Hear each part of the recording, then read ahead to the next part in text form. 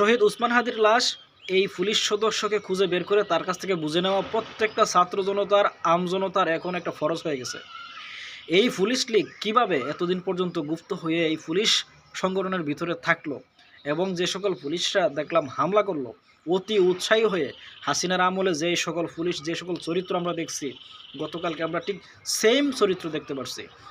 এই ছাত্রদের সবচাইতে বড় ভুল হয়েছে এই আসিফ নজরুলের মতো ভারতীয় দালাল গাদ্দারদেরকে ক্ষমতায় নেওয়া, বিপ্লবী সরকার গঠন না করা। ঠিক আছে, এই ভুলের মাসুল কিন্তু ছাত্ররা আরও দিতে হবে। এখন কথা হচ্ছে, আমরা যে ঐক্যবদ্ধ বাংলাদেশ দেখলাম, হ্যাঁ, আবু সাইদরা মরে নাই, আবু সাইদের মতো বুক টান করে দাঁড়ানোর মতো সাহস এখনও রয়ে গেছে। ওসমান হাদিরা মরে নাই। একটা যে ঐক্যবদ্ধ বাংলাদেশ আমরা গতকালকে দেখলাম, যারা ভাবতো যে ছাত্ররা বিভিন্ন অংশে খণ্ড খণ্ড হয়ে তারা বিভক্ত হয়ে গেছে, কেউ রাজনৈতিক দল গঠন করছে, কেউ আলাদা আলাদা প্ল্যাটফর্মে চলে গেছে, তাদের ডাকে আর কেউ আসবে না। কিন্তু ওই দিন প্রমাণ হয়েছে তারা মিথ্যা।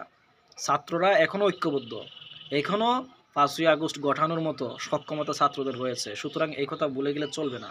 এই পুলিশের ভিতরে আমরা পুলিশ দল বা পুলিশ লীগ আমরা দেখতে চাই না। এদেরকে খুঁজে খুঁজে বের করা হোক এবং চিহ্নিত করে শাস্তির মুখোমুখি যদি না করেন তাহলে বিপদ আরও আছে।